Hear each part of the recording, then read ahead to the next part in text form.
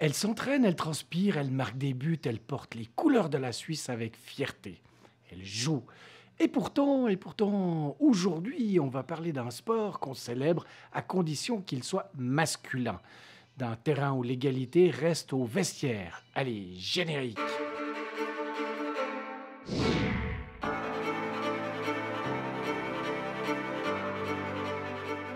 Le football pour tous en Suisse, ah oui, bien sûr, mais alors vraiment pour tous, tous, depuis seulement 50 ans. Avant cela, c'était plutôt le football pour tous, sauf toi là-bas avec la jupe.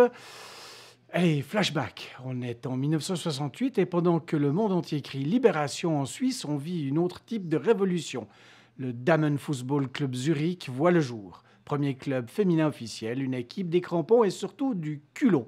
Et avant ça, accrochez-vous, en 1957, un match féminin est annoncé à Bâle, Pays-Bas contre Allemagne. Scandale.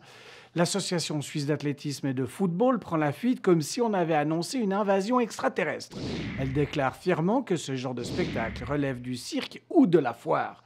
Oui, parce que deux femmes qui se font une passe, c'est manifestement plus choquant qu'un lancer du marteau. Dans les années 60, les femmes n'ont même pas le droit de s'inscrire dans un club. Mais bon, pas grave, elles forment des équipes sauvages, genre commando, et organisent leur propre tournoi à 6 contre 6. Des résistantes en short, sans soutien officiel, mais avec beaucoup de stamina. On a même droit à une pépite. Madeleine Boll, 12 ans, reçoit une licence par erreur. Eh oui. Elle joue avec les garçons, tout roule, jusqu'à ce que la fédération se rende compte qu'elle n'est pas, comment dire, réglementairement XY. Erreur, repérée, fin de l'aventure, légalité 1, logique 0. En 1966, l'Association suisse de football dit non au FC Guachel, mais propose une alternative audacieuse. Vous ne pouvez pas jouer, mais si vous voulez arbitrer, il y a de la place. La générosité incarnée. Et pourtant, elle continue. 1967, premier match à 11 à Wohlen. Le FC Guachel gagne 6-0. Preuve que le talent, lui, ne demande pas l'autorisation. Puis vient 1968 avec le DFC Zurich, fondé par deux sœurs, Ursula et Trudy Moser, et leur père Franz, le Miyagi du foot féminin suisse version zurichoise. L'équipe a droit à ses premiers articles de presse. Mais attention, pas trop de foot, dans le foot. Non, non, non, les journalistes préfèrent détailler des grandes, des petites, des brunes et des blondes, et plot twist, des jolies et des particulièrement jolies. On sent que le ballon n'était pas au centre du terrain, si vous voyez ce que je veux dire. Mais attention, les choses évoluent. Un reportage photo en 1968 montre enfin des femmes qui jouent, qui dribblent, qui sprintent.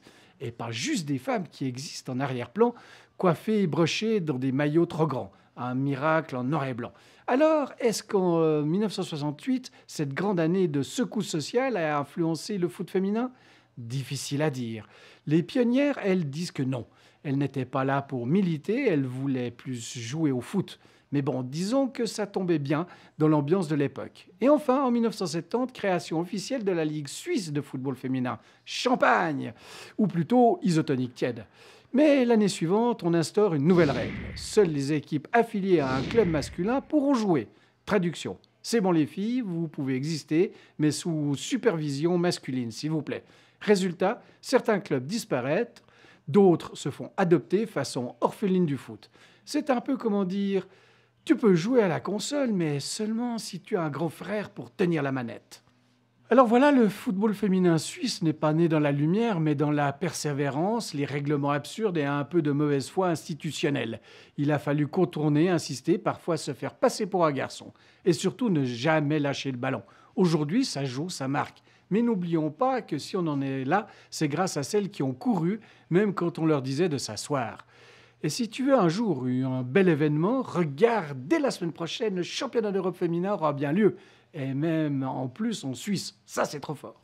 En attendant, n'oublie pas de liker, abonne-toi à la chaîne, parce qu'ici au moins, on regarde, on écoute et parfois on réfléchit. Et oui, ça arrive. Allez, fin du match. À bientôt pour un nouvel épisode de l'histoire qui dérange. Allez, ciao!